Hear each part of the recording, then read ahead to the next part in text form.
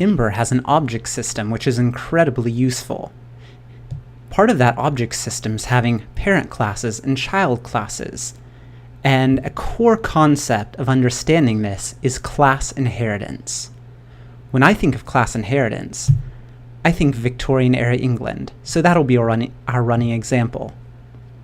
So we can have a parent class that we extend to create a child class.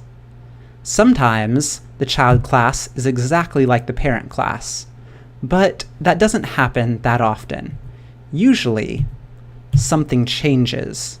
In this case, we're overwriting the hat property to be blue. So the parent class had a default hat property of black, while a child class has a default hat property of blue.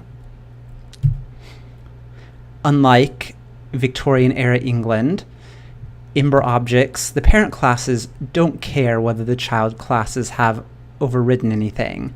And also, Ember objects are gender neutral by default. So we can have one parent and a child, but that child can also be a parent. And you can have a parent that has multiple children, although you can't have a child with multiple parents. You can only have one parent per child. And through the inheritance chain, things get passed down. So the child changes their hat to blue, and all their children and their children's children have blue hats now. And later, they can overwrite that again. Let's look at a real-life inheritance chain. This is for ember.component. Ember.component inherits from ember.view, which inherits from core view, which inherits from ember.object, which inherits from ember.coreObject.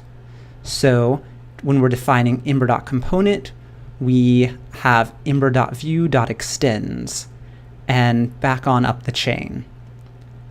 Part of this inheritance chain is mixins, which we'll be covering in a future screencast, and how they interact with the inheritance. So today we learned that you can inherit from a parent class using .extend. Then you can overwrite properties. We also learned about creating inheritance chains with multiple child classes in a long chain. In future episodes, we'll be talking about Ember mixins, as well as concatenated versus merged properties. I'll see you then.